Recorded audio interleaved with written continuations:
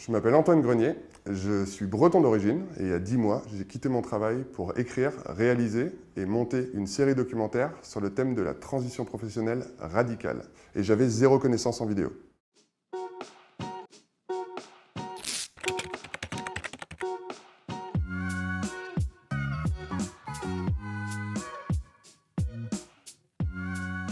Ici, je voudrais t'expliquer les bonnes questions à se poser quand on a vraiment zéro connaissance dans un domaine et qu'on veut être sûr quand même de mener son projet jusqu'au bout.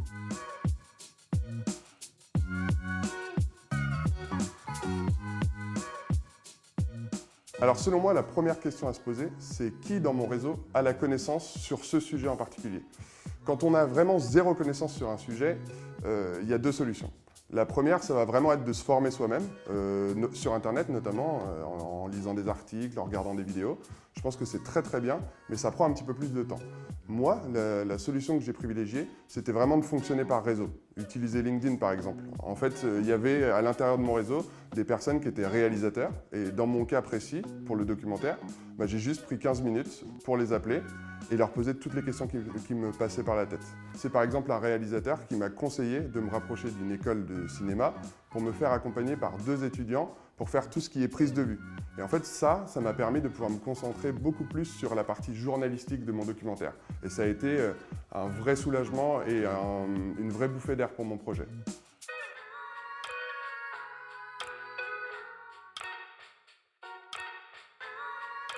En fait, ça, c'est quelque chose de très classique quand on mène un projet, quand on a zéro connaissance sur le sujet, quand on s'aventure sur un terrain inconnu.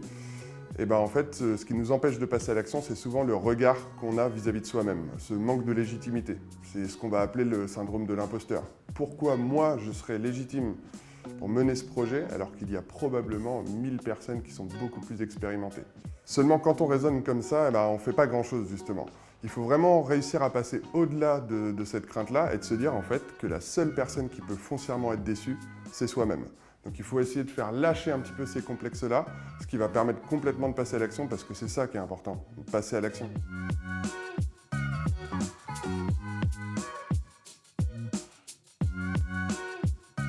En fait, moi, si je prends mon exemple, je suis vraiment ce type de personne qui a toujours plein de projets et qui est toujours très excité à l'idée de les mettre en place. Alors au début, c'est super cool, on fait plein de listes, on fait des plannings, on a vraiment le sentiment d'avancer.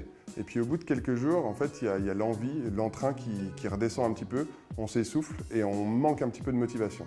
Alors comment est-ce qu'on peut faire pour être sûr d'aller jusqu'au bout? Alors moi, j'ai utilisé une solution, après il y en a plein, il faut vraiment s'interroger personnellement sur ce qui pourrait garantir qu'on aille jusqu'au bout, se poser la question honnêtement à soi-même. Alors personnellement, j'ai utilisé la technique qu'on va appeler du contrat moral. J'en ai parlé à une dizaine de personnes de mon entourage que j'estime profondément. Et en fait, inconsciemment, en leur parlant de ce projet-là, j'avais mis en place une sorte d'engagement vis-à-vis d'eux. Et pour moi, il était inconcevable de les décevoir.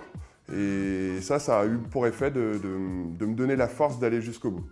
Donc en conclusion, quand on veut mener un projet alors qu'on a zéro connaissance, je pense qu'il faut juste se sortir de la tête qu'on n'a aucune chance et y aller, quoi.